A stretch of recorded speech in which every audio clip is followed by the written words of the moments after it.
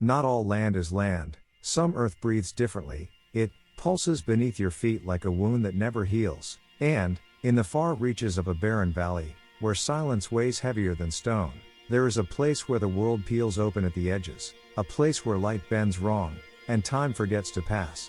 The locals speak in whispers, as if their words might wake something buried, but those who listen can hear it already, humming below the wind, echoing in the bones of trees. They call it many things, but the name that clings like a shadow is Skinwalker Ranch. Here, the laws of nature don't apply, creatures not born of this world prowl the stillness. Doors open with no frame, lights appear with no source, and, deep in the soil, something ancient stirs. Welcome to the land where fear has roots, where reality cracks, and something else begins to speak through. This is Shadows and Secrets, and this is just the beginning. They say the land remembers, but here, the land dreams, nightmares soaked into its clay. The basin stretches out like a dried tongue, cracked and voiceless, yet teeming with echoes not of this time. Lights crawl across the sky with no stars to reflect, figures move with limbs too long, too fluid, too silent. 3 out of 4 who cross this ground leave with stories their mouths don't want to form, not stories, really, warnings wrapped in trembling hands. The old tribes knew, they called this place sacred, cursed, alive. They marked it not to own, but to avoid, and, in the center of that haunted geography sits a ranch of 480 acres, coiled like a trap under open sky. The locals once gave it other names, but over time, it earned the one that fits: Skinwalker, not a creature, but a boundary, not a legend, but a signal. Those who step across it aren't just entering land, they're entering a rift. The ranch doesn't belong to anyone. It devours the ones who try. It arrived like a gift wrapped in silence, a man and his family, drawn by the stillness, by the promise of peace. Fences stretched like veins across the land, and the wind whispered of new beginnings. The price was too good, the land too quiet. But dreams are never sold cheaply, not here. They walked the perimeter with hope in their pockets and ambition in their eyes, not knowing they were being watched. The homestead stood weary, bruised by abandonment, sealed with deadbolts not for burglars, but for something worse. Chains bolted into walls, as if to restrain monsters, not guard dogs. The air around the windows felt thick, like breath held too long. The paperwork warned them, but not with words, with silence between the lines. No digging allowed, no explanations given, and still they stayed, mistaking the warning for eccentricity. They couldn't see it yet, but the land was already opening its eyes. In stillness, it waited. And, beneath their feet, something exhaled for the first time in years. The first day was not a greeting, it was a test. A shadow moved across the southern pasture, too fluid, too deliberate. A wolf, they thought, but not like any that walked this world. Its frame was swollen, mythic, its gaze, ancient and knowing, blue eyes that pierced through time. It came not with threat, but with theater, calm, deliberate, impossible, a creature out of memory, wagging its tail like a ghost mimicking life. When it turned, it did not bite, it claimed. In an instant, its jaws closed around a calf's skull, lifting it like a trophy from behind the fence. Flesh thrashed, bones cracked, and yet the wolf remained calm, undisturbed by screams or strikes. Bullets followed, 3, then 4, point blank. No blood, no wound. It simply looked back, amused, and retreated. The land watched it all. The pasture didn't blink. Something was wrong with the air, the silence, the rules. What bleeds must die. Unless it never lived in the first place. The family had opened a door, and something had walked through. They followed its tracks, desperate to anchor the impossible in reason. Mud clung to their boots, cold and heavy, as the prints led them deeper into the trees. Each step whispered a challenge. Come closer. The trail cut through cottonwoods and olives, winding toward the creek like a story nearing its climax. Then, nothing. The prints ended mid-bank, suspended in silence. No leap. No detour, as if the earth itself had swallowed the creature whole or the sky had plucked it free. They stood still, breath frosting in the air, eyes wide with the dawning realization. This place obeyed nothing. Terry found the torn flesh he'd shot from the beast, dry, rotted, as though time had forgotten it, not fresh, not living, something ancient masquerading as present. The wind returned, but it didn't comfort. it mocked. Somewhere beyond the pasture, the horizon blinked, and, from within the earth, deeper than roots, a murmur stirred.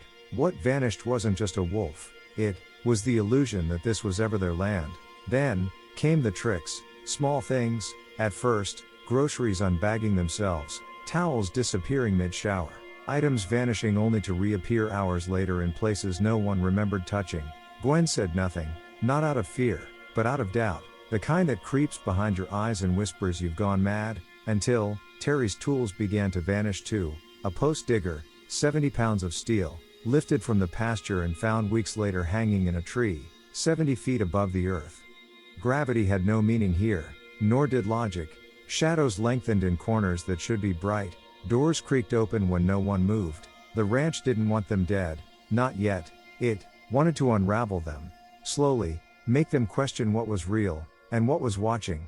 That night, lights moved across a distant fence, no engine, no noise.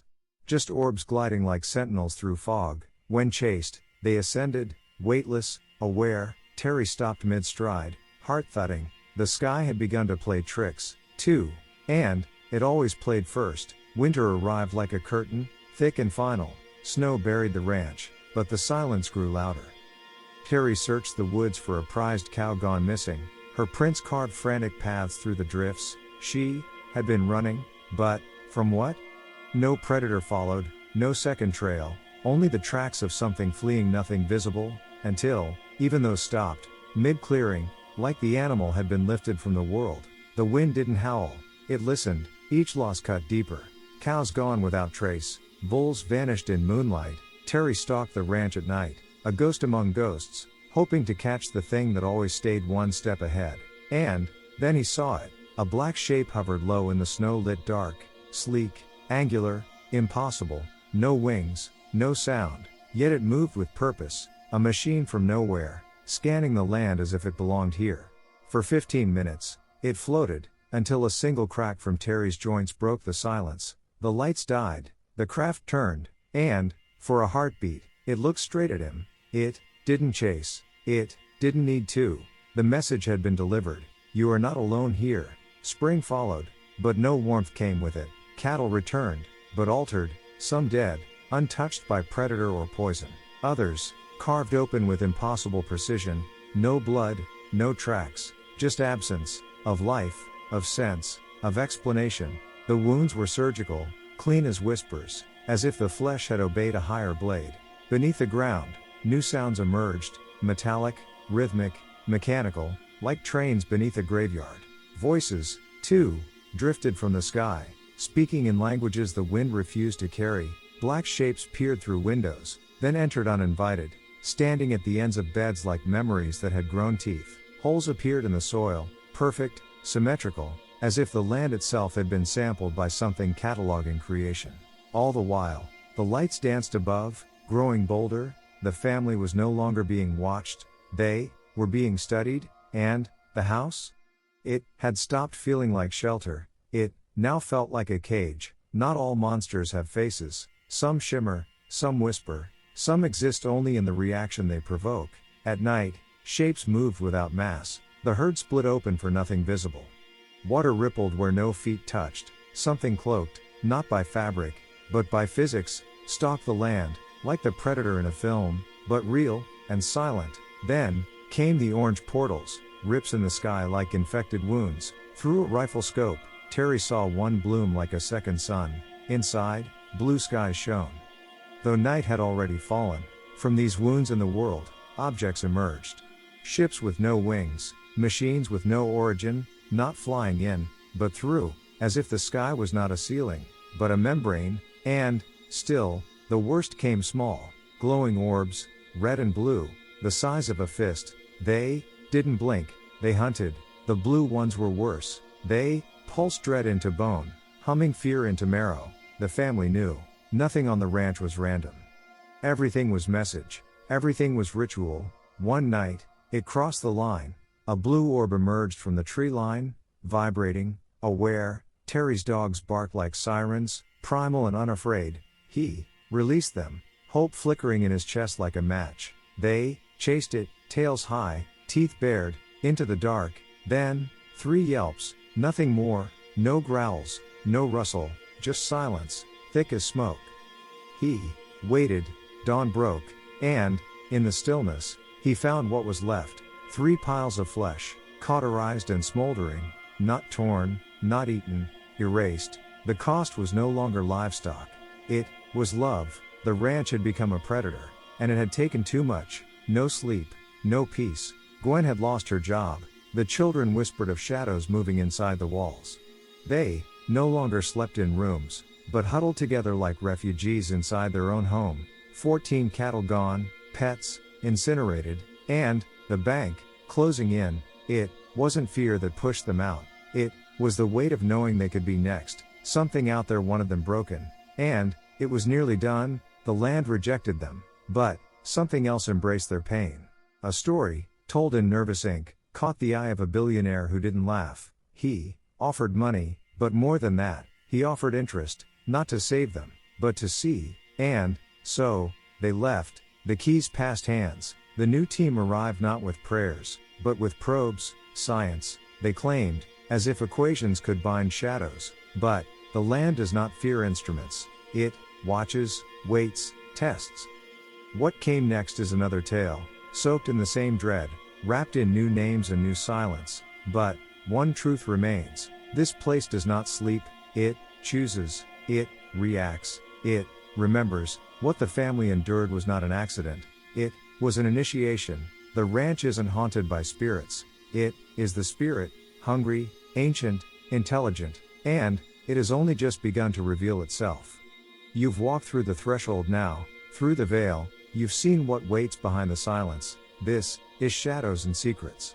That said, thank you and see you next time.